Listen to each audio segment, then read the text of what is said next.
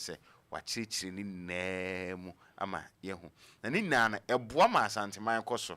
eboa ma Kumaseman no ɛkɔso mehu yewura sɛbi de ɛkɔso okuro bi so de ɛkɔso odida de ɛkɔso odawu de ɛkɔso okontompo ni afɛde de ɛkɔso ni na kyerɛ yehu na kyerɛ yewura hwɛ no wasisi ni na de ɛtie ɛno no ɛno nso so ɛboa ankasa na anka aban nso so ɛhwɛ asua Kenya de bia beka se krono bi koso state industry we ana say state company we bim kani na so bebo nti aban hwe ne sua free kotokofim na petitions no bi ono ma yemfa so say adwuma wo aban ko bi say GTV na dream bi koso ana say nyoma bi ekoso no nye enso ni ba krono ohun se de obeka iso twe petition na dura ban nti aban omampanyi ma waba e de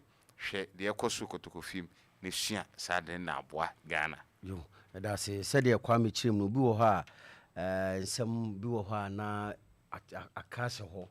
ti ewura ye se petitions ne mra no wo hwe aboa ye pa ma ye hu nsem bi a se bi nananom makeka se ntam o makeka se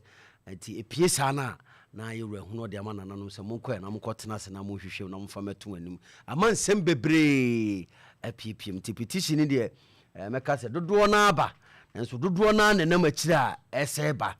efise se ya nhwe ne yantrete niema na nanu modama obi tiwa bi kura na waye tiawo ebu okura petition nipa no waye kura nkase petitions abanyina na eye yi obi wo a eye ne fie asem kura no waye petition eno eba ne etire so da ye hu so da bi we de enyim film na mo sa asate sensa de sisi obi de eno ni nyina no ye de baye krachije wo de ni nyina akodan yewura se de yewura sa kan se petitions abanyina no ne de ewo ho ye de ne de abre na onim ni nyina onim di petitions abanyina ti krachi mboso na nanu hu eba ne ye fro na hu ma wayi ano pepepe ama ye hu se de esite manti ofas wuram kakra bi ema me na yenko abontem yenko hwe nra hu komoran sana ye wie ewo wawa ase nso ya nra osai ede kire yewura afredo ya beda achame ase sanse mekura na me ne kwa me kasa abu ase bi wa menim sanke ya kan wie dada ti o krache bobo so na me yam kasa ensem we yina da so ewo ho no mo eti kire se de asante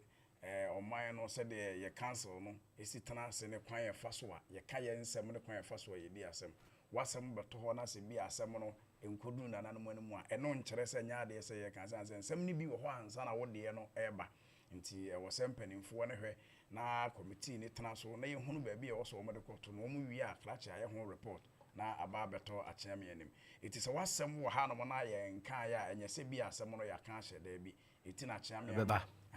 mu yi nsem ni nyina nti e den ya wasem no e beba nti e besere wo mo wa abonten na masem ache na masem ayesi no obi enya botre se nkakra e beba na obi aso so ho aton hwedu ya medase